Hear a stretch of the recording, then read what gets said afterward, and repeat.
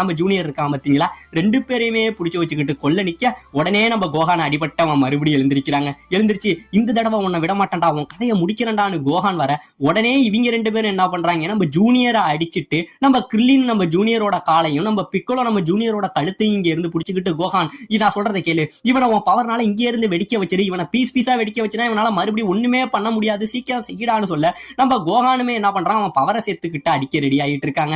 இப்ப இந்த பக்கம் நம்ம காமியை காட்ட நம்ம காமி பயங்கரமா இவங்களோட பவர்ல அடிபட்டுக்கிட்டு இருக்காருங்க. அடிபட்டவர் இப்பதான் சொல்றாரு, போ நீங்க என்ன பத்தி கவலைப்படாத, இப்பயே இந்த வாட்டரை எடுத்துக்கிட்டு போய் அந்த இடத்துல வை, இந்த பூமியை நீ தான் காப்பாத்தணும்னு சொல்ல இவன் இங்க இருந்து போக மாட்டாங்க. நான் சொல்றத நல்லா கேளு, நான் சொல்றதை மட்டும் நீ செய்யலனா இதுக்கப்புறம் நான் உனக்கு காமியாவும் இருக்க மாட்டேன், நீ என் நண்பனாவும் இருக்க மாட்டேன், ஒழுங்கா நான் சொல்றதை செய்ய, என் உயிரை பத்தி நீ கவலையே படாதா அப்படின்னு சொல்ல போ தயங்கிட்டே நிக்கிறாங்க. இப்ப இந்த பக்கம் நம்ம பிக்கோலோ என்ன பண்றான், இங்கே இருந்து நம்ம கோகான அடி, கோகான் உன்னால முடியும்னு சொல்ல இங்கே இருந்து அடிக்க சொல்லிக்கிட்டு இருக்க. இப்ப இந்த பக்கம் நம்ம காமி என்ன பண்றான், போ சொல்ல வேற வழி இல்லாம போ இங்க இருந்து அழுதுகிட்டே ஓடுறாங்க. இந்த பக்கம் நம்ம கோகான் என்ன பண்றான், இங்கே இருந்து அவனோட லேசர் பவரை திரட்டி உன்னை விட மாட்டேன்டா அப்படின்னு சொல்லி இங்கே இருந்து ஒரு அடி அடிக்கிறாங்க.